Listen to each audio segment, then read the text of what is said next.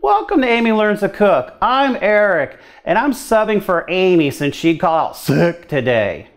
Today, we're gonna cook some easy sausage and potatoes skillet. I don't know about you, but after I work a long day at work, I really don't want to go to McDonald's because that food is not really tasty. It may be convenient, but it's not tasty. However, potatoes is always a go-to for us because it's great. There's so many different ways to cook it. Today, we're going to cook it with some bell pepper, onions, and sausage. So why don't you join me for our quick and easy sausage and potatoes skillet.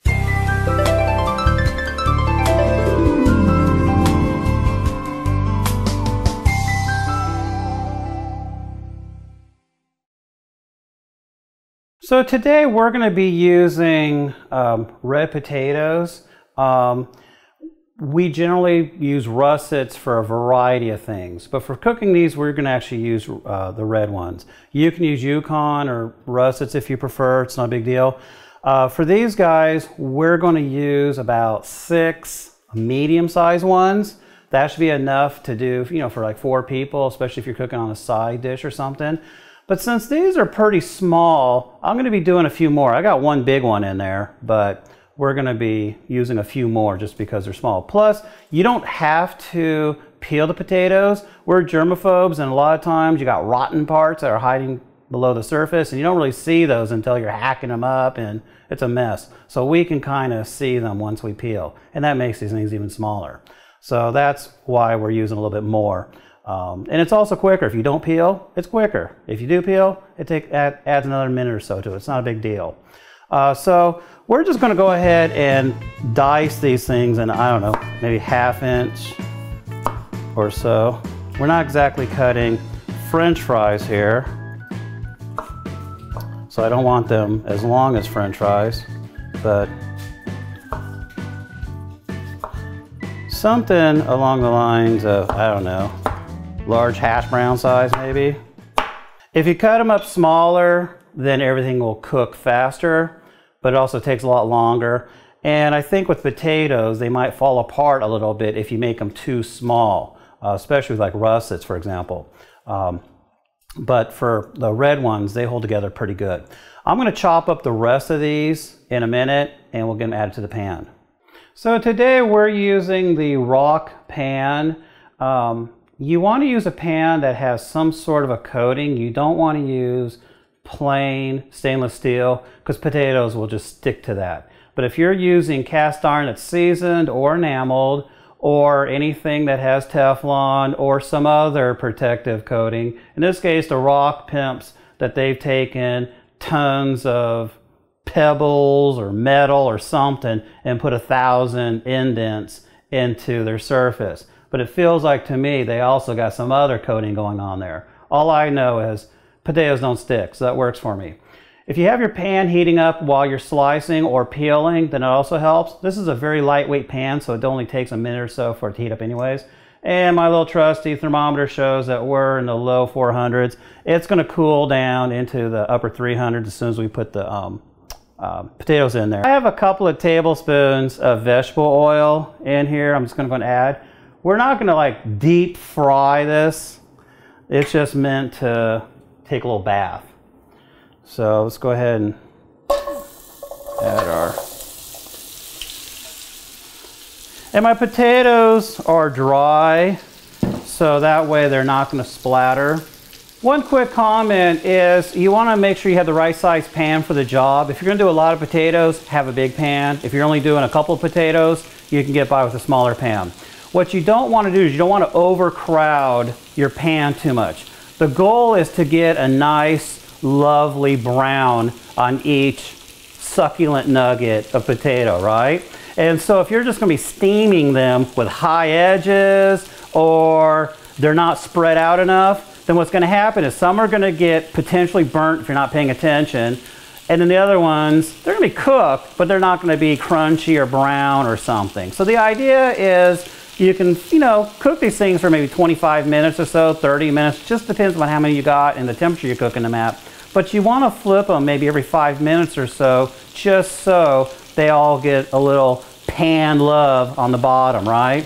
So We're going to add the sausage in just a minute, and then we're going to cook this for maybe 25 to 30 minutes, covered and periodically stirring it so they all get attention. So now that our potatoes are getting a little pan love, we're going to go and cut up our sausage. The sausage is going to cook at the same time the potatoes are, whereas bell peppers and onions are going to cook towards the end.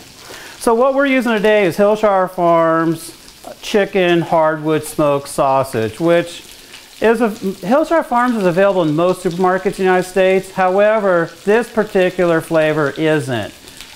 In the area we live, giant supermarkets carry it, and of course Walmart carries it. But everybody else, I haven't seen it. They carry beef and turkey, but not the chicken, and this is the only one Amy wants to eat. I think they're all good, but that's just her. So what we're going to do here is we're going to cube these.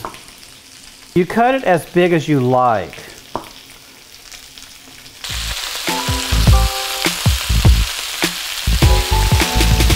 Give it a little flip on here. You can start seeing that some of the potatoes are now starting to get a little bit of color on them, which is pretty good. Oops, one got away. So this is what you want here.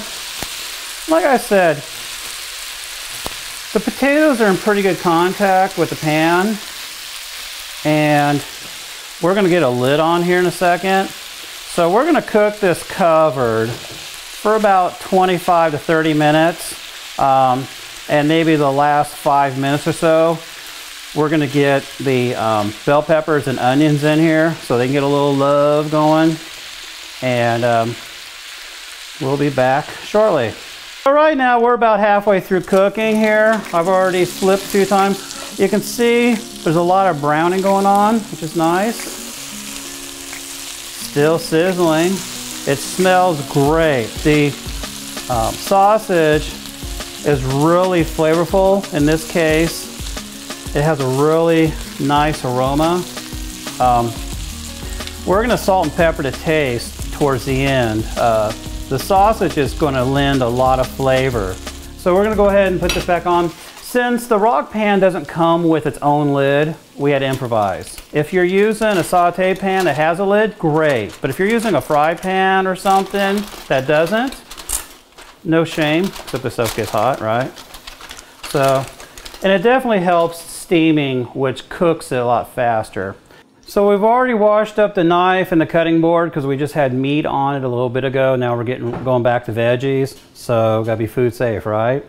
So right now, we're going to go ahead and get the bell peppers going. I'm using red and green just for color purposes. If you want to be a little on the cheap side, you can go with green only. Sometimes if you go to a club store, you can get a savings on the multicolored ones. But right now, I'm just cutting out some of these veins a little bit and going to rinse these in a second to get the seeds out. Okay, now we've got them rinsed out. There's no seeds in here. Bell peppers don't have much heat to them. They're more of a mild pepper. They're really good for flavor. If you are sensitive to heat, maybe this might still bother you, but for most people it won't because these things are so mild. We're going to cut these things kind of into strips and then cut them into small pieces after that. I don't care. They might shrink a little bit. It's not like it's horrible. I don't know. Kills off the red one. So let's go ahead and get him in there. So we've got the bell peppers ready. Now we're going to go ahead and get the onion cut up. All right, now fun part. We're going to do the onion here. Onion and potatoes were meant to be, right? They always go together. So we're just going to go ahead and peel off some of this outer skin here. And we're just going to go ahead and cut this all the way through.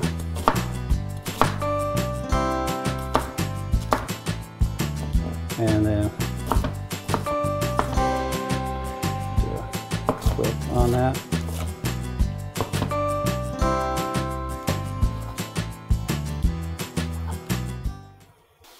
And then we'll go ahead and throw that in there. And this only has to cook these additional vegetables here for about maybe 5 minutes. The problem with putting the onions in too soon is they can burn easy. The potatoes obviously take a lot longer to cook, maybe 25 minutes or so, whereas the onions only take maybe 5 minutes. And because we're going to kind of have them steaming, they'll cook just fine. So the potatoes are looking really pretty, and I have an idea we're going to be plating this up very soon. So now we're just going to go ahead and season this a little bit. In this case, the sausage was already seasoned, and it's already lent quite a hand to this, but we're going to go ahead and add a little more salt anyways. And then we're using something called Mrs. Dash, which doesn't have salt. It's got a variety of seasonings in there, pretty much available anywhere in the US. But you can hit this with anything you like, whether you want to hit with some garlic, and if you do, add garlic at the end because you don't want it to burn and get bitter. Barbecue rub is always good. It tends to have salt and a lot of other little spices that makes things flavorful.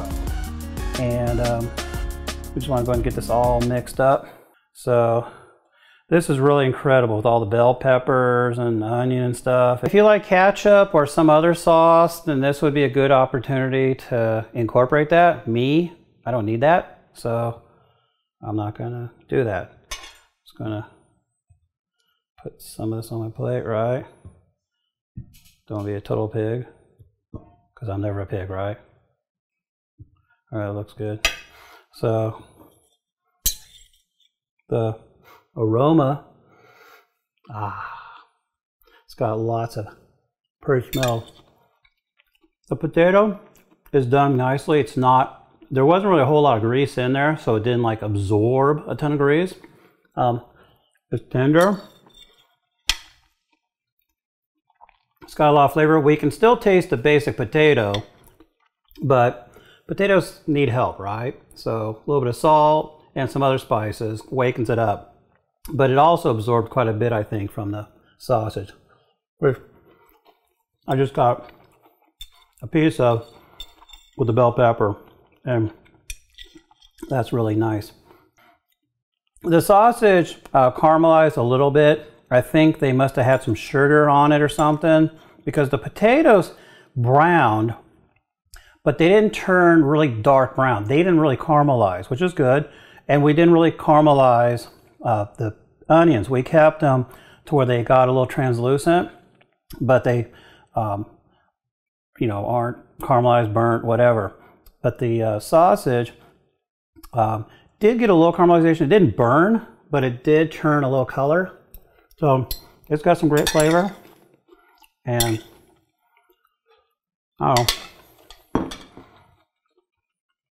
I give this my seal of approval, my double thumbs up, because it's excellent. And it doesn't take that long to cook.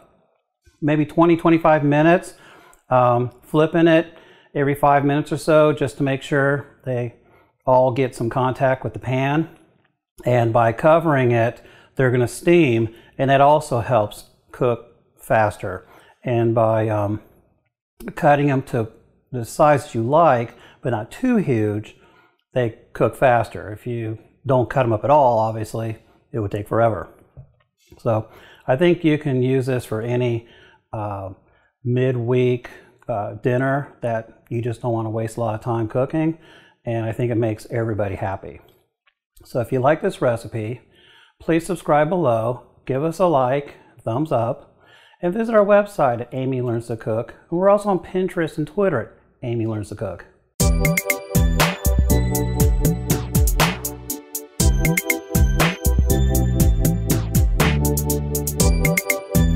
Amy Learns to Cook. I'm Eric, and on today's show, I'm gonna quick and tasty and easy sausage. That sounds pretty. Take 20. And on today's show, I'm gonna make some tasty, easy to cook potato. Can I say potato? Intro, take 25. I don't know about you, but after a long day of driving and cooking, intro take like 30. Why are you still recording me, Amy?